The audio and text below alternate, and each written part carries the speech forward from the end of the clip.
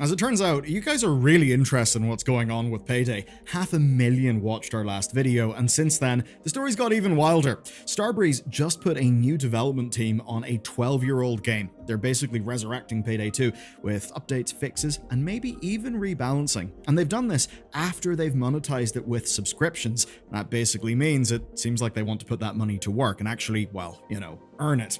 And in a way, it could seem like a defeat. I mean, they're kind of admitting that Payday 3 failed so badly, it almost feels like they're abandoning it for their old game. But that's not fully what's happening, and you gotta remember what's actually going on with the company. You see, very recently, Starbreeze killed their Dungeons & Dragons project, and they pivoted everything towards Payday. And when they did that, they meant the entire franchise. That's why we've got PUBG deals, we've got Roblox tie-ins, and yes, them also keeping Payday 2 alive. And the reason why is, well, because during Payday 3's anniversary, they did have to admit something rather brutal. The #1 requested update, which is an offline mode, is not coming anytime soon. They quite literally don't have the staff to do everything at once. They can't rebuild the game while maintaining the live service. So what they've went for is a far more radical change, to let someone else entirely handle Payday 2 while they focus everything they've got internally on fixing Payday 3. And the someone they've got working in Payday 2 is very much not who you'd expect. Okay, a quick word about a company I've partnered with who could really help you. So, if you are carrying credit card debt, personal loans, or medical bills you cannot shake off, #1, you are not alone. That is sadly more and more common, but there is something you can do about it. And that's where the sponsor of today's video, PDS Debt, comes in.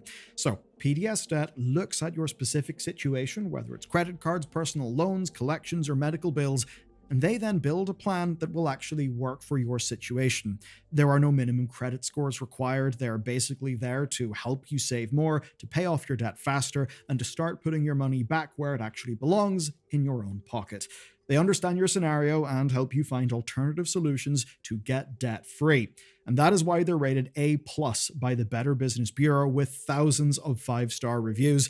They are literally helping hundreds of thousands of people break free. And, well, if it's a service I needed, they're what I would use. You're basically 30 seconds away from starting that journey to become debt-free. So to get your free assessment and find the best option for you right now, go to pdsdebt.com/bellular. That's pdsdebt.com/bellular. They'll be able to help you out, and I wish you the best in your journey to getting debt-free. Okay, so today's story kicked off with Starbreeze announcing the big surprise that Payday 2 is getting updates, which is pretty cool. It's 12 years after the game came out, and its last update was September 2024. And that update was just maintenance that happened to coincide with some expiring DLC licenses. Since then, there have been minor certificate updates, but really nothing meaningful since September 2023. Now what we see is the PC version getting quality of life improvements and some game fixes. Now, they promised the first for Tuesday, October 23rd, so pretty quick, and I'd say indicating that they've been working in this kind of thing for a while. Now, looking into that patch, what we got was a couple of dozen fixes for skins, exploits, and crashes. Also, no widespread issues happened with the update, it kind of just worked.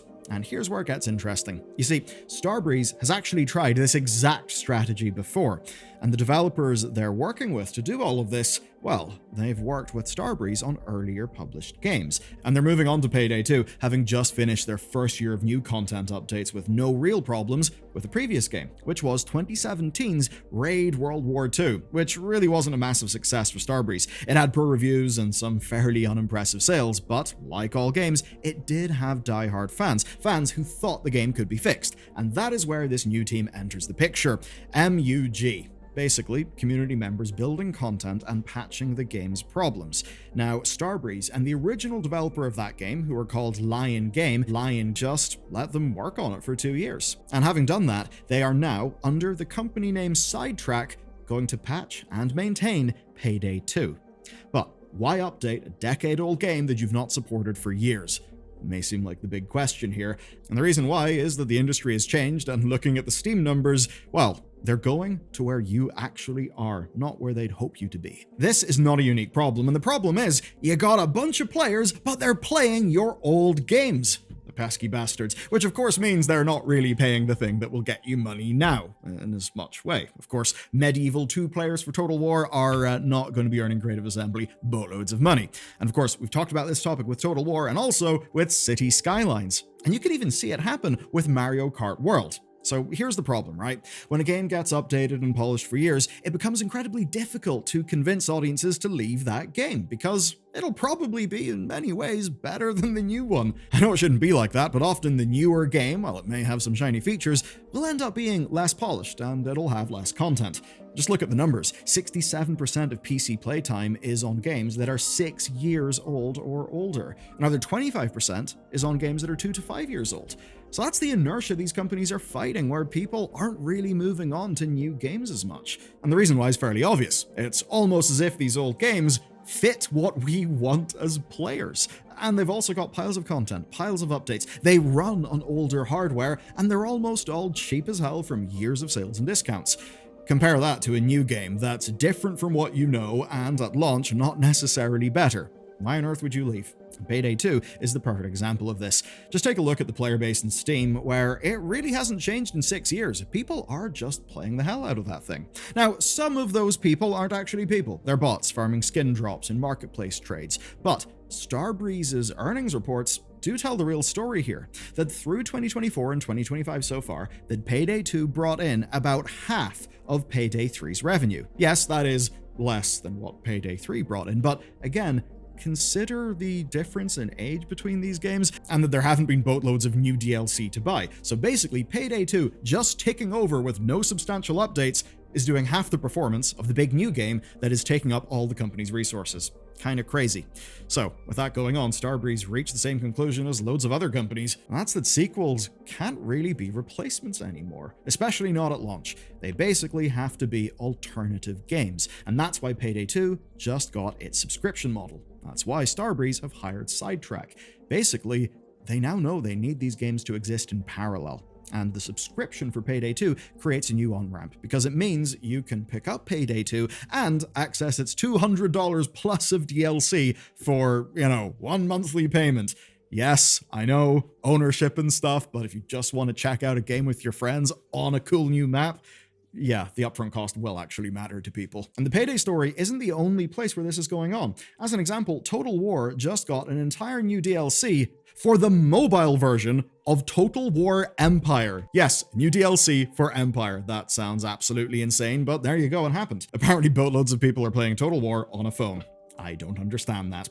For another example though, there's City Skylines 1. It's getting brand new DLC built by community modders. Of course, Paradox is coming in and monetizing that, but of course, you can't monetize without maintenance. And so comes in companies like Sidetrack.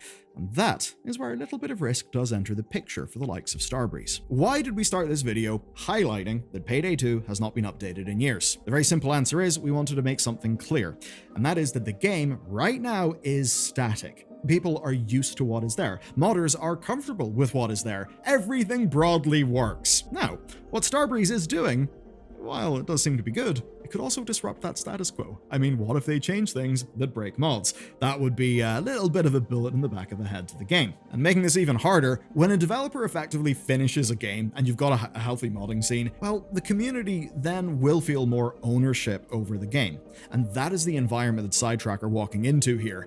And it is a much bigger game than Raid World War II. Now, that does mean a lot could go wrong here, and that's even before considering new content for Payday 2. Now, in the previous game they fixed up, Raid World War II, Sidetrack delivered new raids, new weapons, and some new game systems. It's fair to say that game could have done with those things. But right now, well, from what's being said, new Payday 2 content doesn't seem to be planned. At least not yet, and that does raise a few questions. I mean, the big return being that now fixes are happening, that paints a grim enough picture of modern game development, right? And that is that even though the likes of Payday 2 are so crucial to Starbreeze's business, it seems they're actually not able to afford to restart the update treadmill for that game. It's a little bit weird. But at least with this new crowd coming in, something good is happening. Fixes are happening, and Starbreeze are certainly spinning it all in quite a positive way. Because when Starbreeze were asked, why aren't you doing this yourselves, they gave a very simple answer. They answered by explaining their strategy, that Payday 2 will be maintained for people who like Payday 2. Meanwhile, Starbreeze puts all their resources into Payday 3, for the people who, paid for that game. And this choice lets them, quote, maintain full focus in Payday 3. And they say they're preparing to deliver a complete skill rework for the game, which at least from the outside seems to be a good thing. And there's also stuff we compare that with, like, well, a change in leadership at the company and an entire company-wide pivot that is just to focus on the Payday franchise. That should mean, if you're a Payday player, that actually good things are going on. It means at least Payday 2 players who don't want to move on, well, they won't have to, but they will still actually have their game, you know, be maintained. Just kind of sick, actually. And if Payday 3 can exist without Payday 2 player demands, then maybe that game can one day exist on its own terms and actually have its own vision and be good and be something unique that is added to the industry. Not just, hey, we've remade a minimum viable product of that old game that you guys like that's now heavily discounted. We would like you to go and buy the new game, which is a prettier but, you know, worse version of the thing that you currently have and are happy with. It's almost as if that's not really a sustainable way to run a games company. Anyway, where I'm at is that this actually looks to be a bit of an ideal world where almost everyone will get what they want. And industry-wide, I think you can count on seeing more of this, because it's very clear that gaming populations are very happy to stay where they are. And that means that companies, instead of immediately going, new product, may actually have to start thinking, we have players. How about we make them happy and support them with content? I don't think that would be the worst thing. Now, there's another company that's very much in the same boat, though I've got to be real with you, I think its PR situation is even worse than what's going on with Starbreeze and Payday. It's Total War and Creative Assembly, and you can learn about it in the next video.